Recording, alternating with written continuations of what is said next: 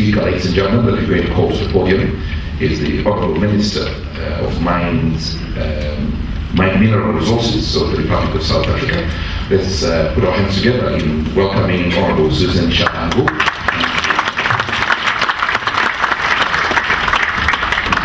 Minister Isaac Katari, Minister of Mines and Energy of the Republic of Namibia, Ministers, Deputy Ministers present, His Excellency Ambassador Welly Nhlapo from South Africa, Her Excellency Ambassador Gideon Milovanovic, the KP Chair, Ambassadors present today, members of the Diplomatic Corps, Mr. Eli, the President of the World Diamond Council. Mr. Eli is one of, just as there are too many Elis and Elis. Mr. Eli Blom, President of the World Federation of Diamond Bosses. Mr. Ahmed bin Sulayem, Executive Chair of the Dubai Multi-Commodity Center Authority of the UAE, Mr. Vassens Mehta, Vice President of the International Diamond Manufacturers Association, Mr. Stephanie Fischler, President of Antwerp World Diamond Center, Mr. Ruben Kaufman, President of the Diamond Dealers Club of New York, Mr. Nivra Johan, Coordinator of Surat Rough Diamond Sourcing in India, our friends, Mr. Chaim Eben Zohar, President of Telsey Limited, members of the development corporations present with us today, distinguished guests, ladies and gentlemen. I want to once more sincerely thank the Zimbabwean government and colleague, Minister Mpofu, for inviting us, but also for hosting this conference, which is most important for all of us as we are gathered here today. And I must also say, most important in organizing this conference, where we as Africans can rally in open dialogue on the challenges and shortcomings facing this industry, and possible recommendations that intends to look at the challenges which we are facing, but also in a way that intends to find solutions for ourselves as Africa. I must also say, it's also deemed appropriate for all of us to be afforded an opportunity in addressing this conference and sharing, and also making sure that as we gather here today, we make sure that what Zimbabwe has called us and have heeded that Zimbabwe's call for us to explore the changing dynamics in the international diamond industry and how best do we ensure that Zimbabwe continues to exploit its diamonds wealth. As we all gather today, it is not so long ago that Zimbabwe, with particularly the Maranhão diamond fields, was in the news for alleged human rights violations, which led to an impasse in the Kimberley process for a while. I am both proud and filled with joy as we are here today to declare that we collectively were able to overcome that obstacle, and our presence here today bears testimony to that. As South Africa, along with the rest of the SADC countries, we are committed to ensuring that the economic sanctions imposed on Zimbabwe are lifted. As a collective, we have impressed upon the Zimbabwean government to speed up the reforms needed to bring about change. After all, these sanctions don't just affect Zimbabwe alone, but the rest of Africa. And it is with that in mind that SADC has appointed a task team that will work jointly with the Monitoring and Implementation Committee towards the implementations of all the outstanding issues.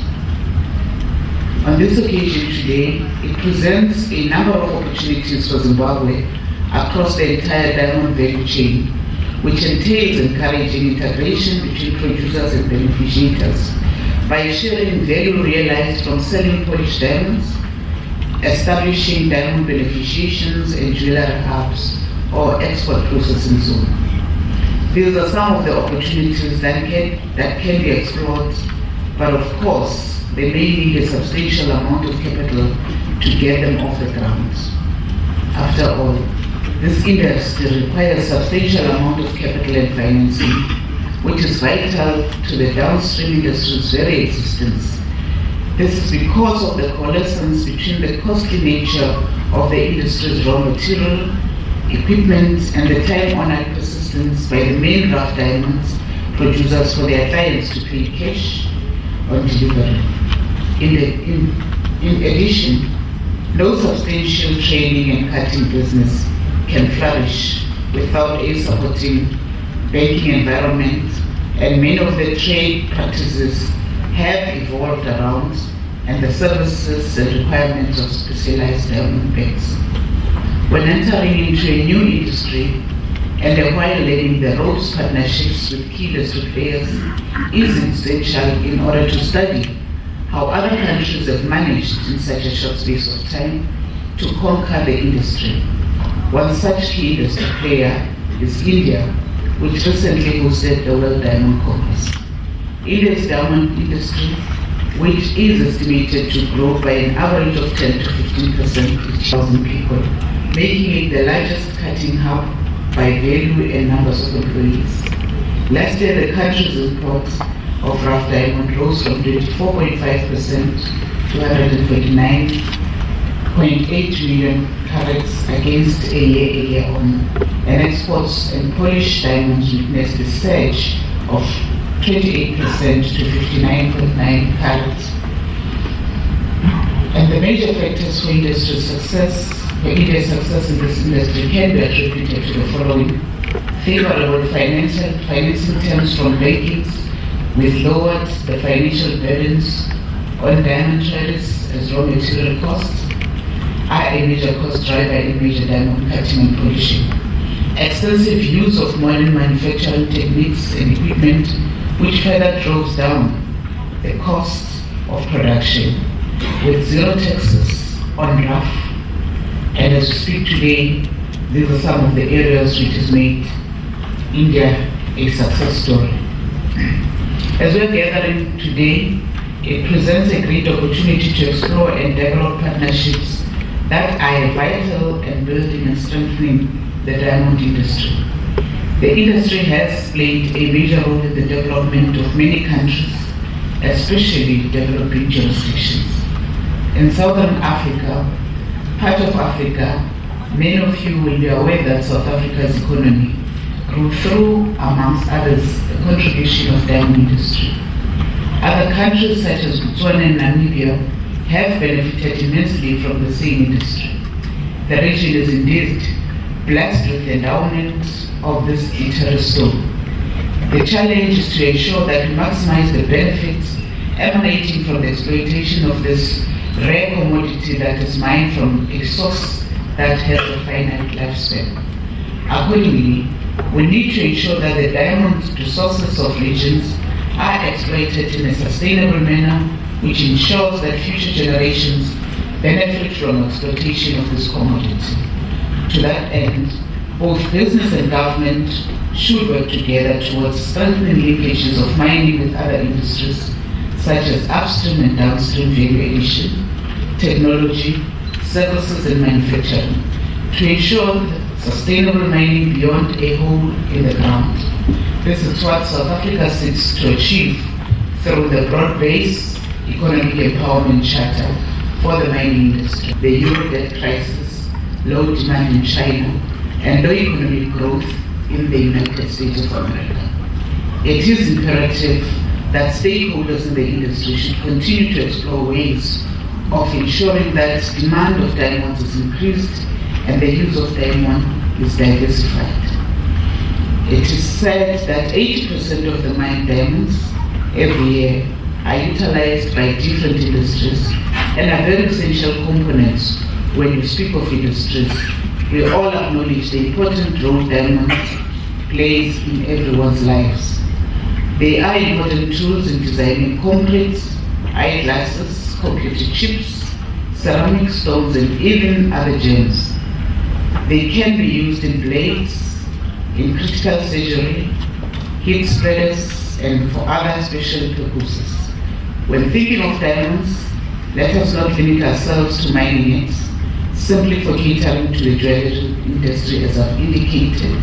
There are industries out there that we have yet to explore diamonds to the full potential. The trading of diamonds has brought forth the inevitable needs for cooperations between international and multinational institutions for governance of trade by organizations such as the Kimberley Process Certification Scheme.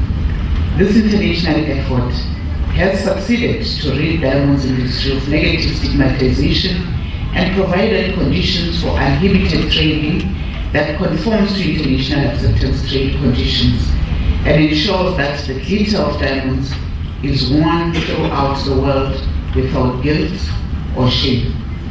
In hosting this esteemed international organization next year, my country, South Africa, is looking forward to celebrating its 10th year anniversary at a place where it started.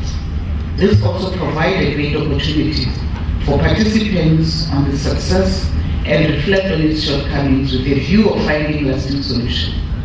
South Africa further looks to interacting with participating countries, especially our close neighbors, from whom we can draw strength in our endeavor to ensure that revenues derived from trading in this precious resource benefit citizens and communities from which they are sourced.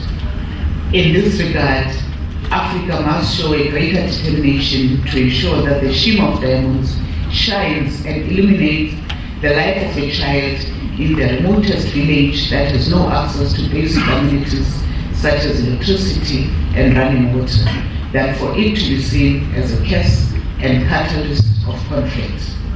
Ladies and gentlemen, let me take this opportunity to commend the government of Zimbabwe and the diamond industry for taking the necessary steps and convincing the international community that indeed it complies with the Kimberley Process Statute's obligations. It is my pleasure to note that today Zimbabwe is trading in its diamonds in line with decisions taken in Kimberley Process plenary held in Kinshasa in November 2011. This offers a great opportunity for the Zimbabwean government to harness its natural mineral endowments and to be a catalyst for a thriving industry that serves to contribute to the national developmental agenda. Accordingly to the Kimberley Process statistics, Zimbabwe is ranking amongst the top 10 producing countries, and this is evidenced by the fact that after the notorious World Diamond Slump, Zimbabwe was one of the countries that rapidly realized notable increase in production, as well as diamond markets were gradually finding their appetite. For this, Zimbabwe deserves to be congratulated. In conclusion, as South Africa would like to see the Kimberley Process evolve not only in terms of its set goals and objectives, but also in terms of its strengthening its effectiveness and efficiency. In evolving, it is however important to ensure that the core mandate is not lost, but rather that its implementation measures are strengthened to deal with the evolving challenges of the day. As the oncoming KP Chair, we look forward to welcoming you to all our beautiful and vibrant country and to your valued contribution to the vision that further enhances the strength, heritage of the Kimberley Process and bequeath it to posterity. Once more, South Africa, we want to thank Zimbabwe for inviting us to be part of this conference and sharing with the rest of you. Thank you.